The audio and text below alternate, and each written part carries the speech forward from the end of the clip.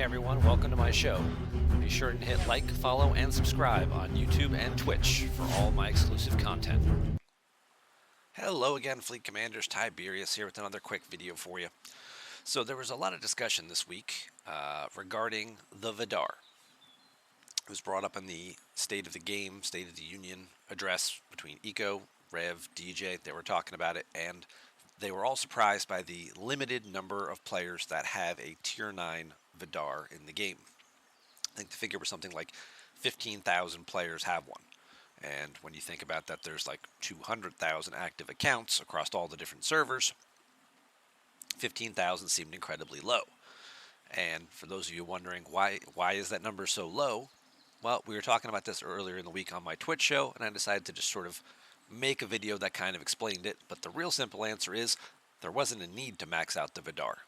It's really what it comes down to. There were other ways to use those resources that were more effective, and there really was not a huge benefit in having it at Tier 9 compared to Tier 7 or Tier 8. You get slight improvements from the refinery, which we'll look at in a second, but realistically, especially for players in their high 20s, low 30s, there were just better uses for those resources. So the Vadar itself, if we go to our dear friends, stfc.space, still on, Ripper's still working on for now, and we look at our Vidar, going from Tier 8 to Tier 9 has a tremendously high nanoprobe cost, 663,000 nanoprobes. That's a lot. If you look at our handy little nanoprobe chart here, if you're at Tier 8 and you're doing a one-box refinery, you are getting 10,000 a day. 663,000, 10,000 a day, that's, we'll call it 2 months.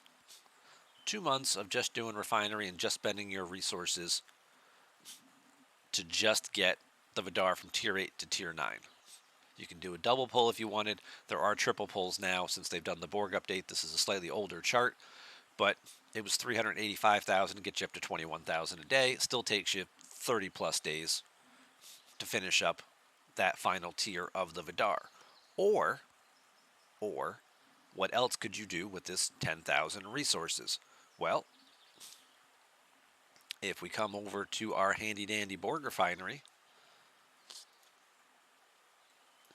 I could convert my stuff. Now I can do a triple chest pull. That's 750,000. But I could do my one chest pull. I get 10,500. This is the reason now to do it, but previously, you look at 5,500, I get independent credits, okay? And for 5,500, I get faction credits. Well, that's 11,000. I get 10,500 a day, so pretty much it's an even trade. I spend all my resources, I get independent credits, I get faction credits. I take the faction credits and I use them for whatever G3 epic ship I'm trying to get to at 34, or possibly even using it on lower ships if you're trying to do a 28 or a 32. You'll use the refinery a little bit for that, but mostly it's because of the cost associated with getting a G3 epic that it is a much better value long-term for you to use those resources to get that G3 epic ship faster, to be ready at 34 when you hit the ground running, to have all those blueprints already sourced, either through the faction credits or the away team store. And independent credits are always just a thing that you need to level up officers because there's so little sourcing for them in the game. So what would I rather do? Would I rather make a little bit of progress and move my Vadar from Tier 8 to Tier 9 just so I get the payouts a little bit better? When you look at what you're paying with here, 5,500 gets you, 70 independent credits. 5,500 gets you 230 faction credits, or I dump all that stuff into it, and what do I get instead? I go from 70 to 80. I go from 230 to 300. Yeah, there's a little bit of an improvement there. No doubt about that. But is it worth spending 2 months of doing nothing, getting none of this, to get to this tier? Or, more importantly, is it worth 2 months of doing double chest pulls so I have enough to do all three? If I spend 11,000 here and I get 21,000 by doing double pulls, that leaves me 10,000 extra a day. So after little over 2 months, I would finally have enough saved up to finish all those components and move it from tier 8 to tier 9. But that means I'm doing double pulls every single day. That means I'm grinding with the Vadar, and when there's already enough other things in the game to grind, like faction rep, like Stella, like now, Dominion hostiles if you're high enough level to get to the Bajoran store, which a lot of people are, because you can move, as I've proven on this channel, from Ops 1 to Ops 34 in 6 months. It's a very quick transition that you can do. And doing some of these daily pulls here, going from, tier 6, tier 7, without being able to do, if you're not constantly doing double pulls, the progression is kind of slow. So I did want to take a minute, kind of look things over here and sort of address that issue. See what any questions you might have, any feedback you might have. People talk all the time. Oh, I finished my Vadar a while ago. It's been tier 9 since I was Ops 31 or 32. I did double pulls, every day because I wanted to get it done because I knew I was going to need it later. And kudos to you for doing that, for having the forethought to know that, at some point in time, Scopely might put something in the game that's going to actually require me to have tier 9 Vidars.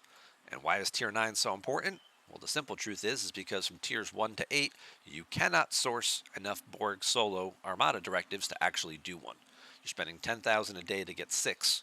You have to do 17 days of these pulls, spending 170,000 materials, or you could instead just spend them on your Vadar, which is what I'm about to do right now on this account. We're going to do a last triple pull here.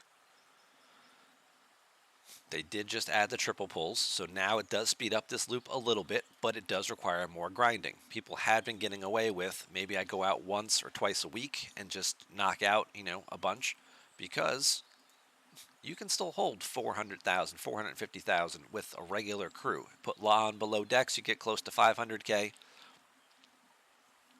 And you can go out and you can get 500,000 if I'm only using 100,000 a day, or 80,000 a day in the refinery. That's 4 or 5 days worth of doing it. There's also the away team mission, which pops up from time to time, which I think I might actually currently have. Collective bargaining, right there. It's a 2-day away team mission. What am I getting for a payout out of this? 230,000. That's like 3 days, essentially, that I don't have to go out and kill Borg probes. And when there's already enough other things to do, yeah, I'll just take the time. I'll take this for free. I'll do single pulls, and I'll get the 2 things that I really want, the faction credits and the independent credits, out of the store. But now, because of the loop, if they had told us ahead of time, when they released the roadmap in December, hey, we've got Borg coming, and if you're not tier 9, you're going to be screwed, people would have been doing double pulls and triple pulls for those, couple of weeks between, when it was announced in mid-December and when the ARC officially launched in early January. And I think we would have seen a lot more tier 9 Vidars. I think if you look at what the numbers were January 1st compared to what the numbers look like February 1st, you're probably going to see a much higher number of tier 8s and tier 9s. You're going to see some growth there because there's finally a reason to actually do it. And that's why I'm finally going to do it right here. There's my last component. Hate wasting these little bits of resources when there's not an event going on or anything. But we'll go ahead. We'll do this. We'll tier this ship up, since there's no benefit to alliance helps when doing tier ups. We'll spend some resources. We'll do some speed ups.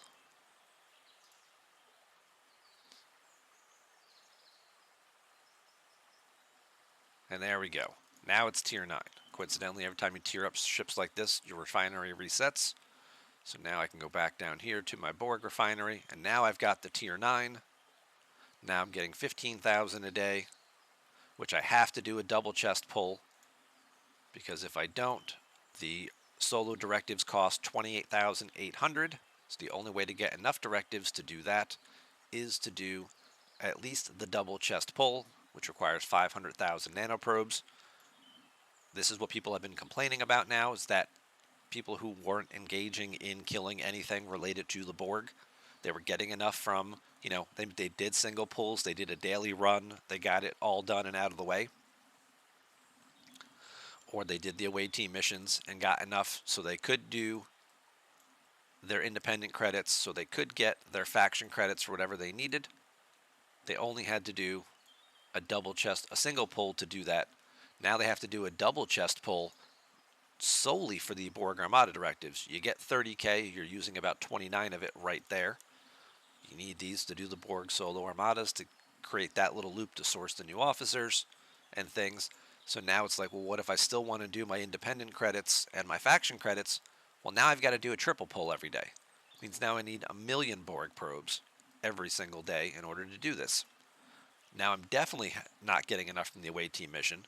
Now I'm going to have to go out and make 2 to 3 trips. Realistically, 2 trips, right? I think now that we've upgraded it, I still don't have 500k Hulk, capacity here. So if I have max cargo of 449, if I put, La'an, we'll move her. I think she's around. Below deck ability, we'll pop her in there. See what does that boost me up to. Cargo capacity says it's now 522. It's probably slightly off, probably slightly less than that, but it should be pretty close to about 500,000. So that's going to give me just enough on 2 trips on those 2 cells a day that I get to be able to go out there to kill enough probes to come back to do that triple pull until I get enough kills going to then source the exo comp, which we can now look and see in our uncommon solo box. If I kill enough, now that I have the ability to source the directives, I can now go ahead and kill the solo armadas, which I could do all along. My tier 8 Vadar was good enough. My other ships were strong enough. I could destroy those level 35 swarm armadas when they gave us the 2 free directives in a gift chest earlier in January. Did the research, strolled right through them. It was no problem. But I couldn't source the directives because I wasn't tier 9 to continue the loop. And that's, I think, where they made a mistake. Unless the content we're going to get in February is going to be even more challenging, and that's what they were trying to encourage people subtly, instead of just blatantly saying it. Hey, what's coming in February is going to require you to have a tier 9 Vidar to really compete and accomplish. Instead, they put little things like this in where you get blindsided by it, and then you kind of have to try and push to play catch-up, and you're not really understanding exactly why. And they keep talking about, oh, well, next month's going to have new things too. And it's like, just tell us what those things are. But that's not how they work, sadly, unfortunately. They're really tight-lipped on sharing information in advance. They like the surprise factor. So now I can source these. Now I'll also start to get these exo comps, which will cut down on my screen time. I'll have to spend less time out there grinding, killing things in order to get these extra loot bonus. And if you move your base up to a system like Rotor, I think is the closest you can really get. If you relocate, let's get this stuff out of the way. If you relocate all the way up to Rotor, if there's any open spots, this is about a little over a minute flight here. You can fly in, spend 10 or so minutes filling up your cargo, fly back, drop everything off, get back, and start a second trip with 3 or 4 minutes left.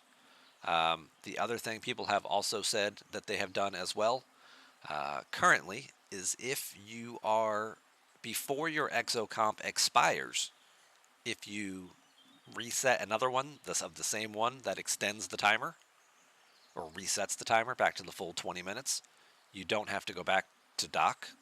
I haven't tested that, but that's what I'm hearing people are saying that they're doing. So if you have an active exo, you activate it while you're in base, because you have to do that for it to work. You go out, you kill stuff, your timer is about to expire, and you just hit activate and just re-engage a second copy. It resets the timer while you're not in base. Again, haven't tested this. If you have and it worked for you, leave a comment down below so everybody knows that this has been working. Hopefully they don't change that or fix that glitch, but it seems to be a way around it for some people to stay out there longer, to kind of stretch the effectiveness of their exocomps, to cut down, again, a little bit more on their screen time. The other option, of course, is if you have a discovery with summoning, if you've gotten that far and you finished out the progression, you know, you go up here, you kill things, you get full cargo, you summon your ship back to your base, drop it off. That saves you like a minute and a half travel time. You can jump your disco to Arantar right here. After you do that, summon your ship out, and then it only takes a quick like 20-second flight to move into one of these 3 systems. Kind of seems like the easiest way to, I mean, obviously you can jump your disco from anywhere. You don't have to be necessarily based right here, but if you're trying to do multiple runs and kind of stock up on stuff, Rotor is probably a good system. There's not a lot of parking here, though. It's only 5 bases per system, so it is a little more challenging. But this is another instance where the discovery does come in handy, especially with that summoning ability. So even if you are somewhere else, you can park your disco out here. If you have an extra transwarp token, you can fly your discovery into here, but then you run into the problem of, well, then you're not summoning back. So it's only really of a one-way summon to do that, give you a quick head start instead of relocating your base. But most people would instead, they'd park their discovery here. You know, if your base is somewhere else, you fly your disco out to here, activate your exocomp, do your summon, send your thing in, fly your discovery back to your base. You're flying around, you're killing stuff, you got your full cargo. Now you summon with the discovery back to your base, drop off your cargo, jump your disco immediately back to Arantar, summon your Vadar right back, have it fly right back into the system and start killing again. And you should still have some time left on your 20-minute exocomp for at least the basic levels. So hopefully this video helps people understand a little bit why that number was so shocking, the 15,000 max Vidars. Hopefully we'll see more in February now that we know that there's a reason to have it.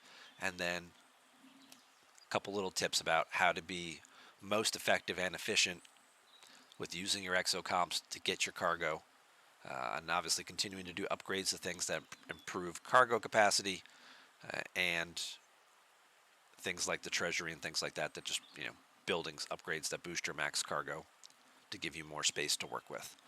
Thank you all very much for watching. Leave any questions or comments you have down below, and I will see you around the galaxy.